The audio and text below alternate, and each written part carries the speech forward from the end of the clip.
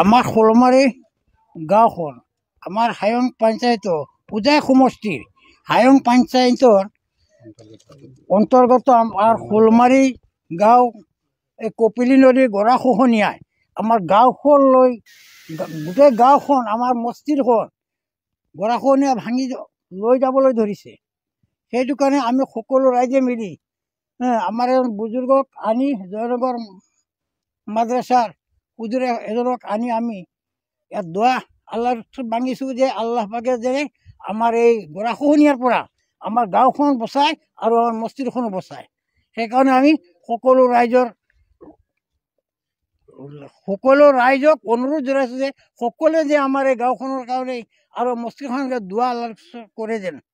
আমাৰ যে মাননীয় মন্ত্ৰী মহোদয় পিশিষ হাজৰিকা মহোদয়ৰ ওচৰত আমি সকলো ৰাইজে এটা দাবী জনাইছোঁ যে এই আমাৰ গৰাখহনীয়াৰ কাৰণে কিবা চৰকাৰৰ তৰফৰ পৰা কিবা ব্যৱস্থা দিয়ে যেন।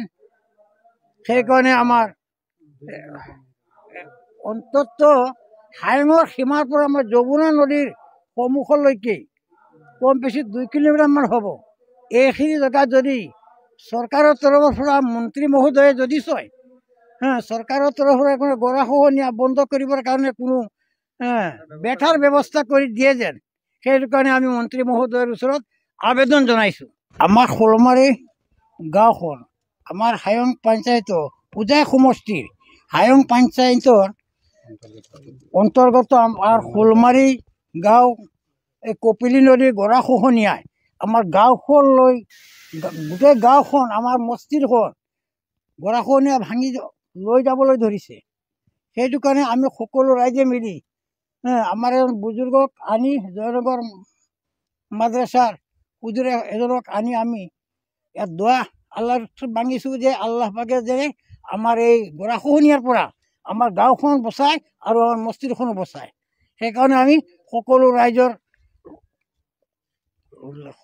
ৰাইজক অনুৰোধ জনাইছোঁ যে সকলোৱে যে আমাৰ এই গাঁওখনৰ কাৰণে আৰু মস্তিৰখনকে দোৱা আল্লাহ কৰে যেন। আমাৰ যে মাননীয় মন্ত্ৰী মহোদয় পিশিষ হাজৰিকা মহোদয়ৰ ওচৰত আমি সকলো ৰাইজে এটা দাবী জনাইছোঁ যে এই আমাৰ গৰাখহনীয়াৰ কাৰণে কিবা চৰকাৰৰ তৰফৰ পৰা কিবা ব্যৱস্থা দিয়ে যেন। সেইকাৰণে আমাৰ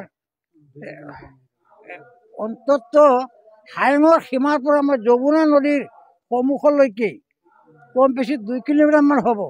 এইখিনি জেগাত যদি চৰকাৰৰ তৰফৰ পৰা মন্ত্ৰী মহোদয়ে যদি চায় চৰকাৰৰ তৰফৰ পৰা গৰাখহনীয়া বন্ধ কৰিবৰ কাৰণে কোনো বেঠাৰ ব্যৱস্থা কৰি দিয়ে যেন। সেইটো কাৰণে আমি মন্ত্ৰী মহোদয়ৰ ওচৰত আবেদন জনাইছোঁ।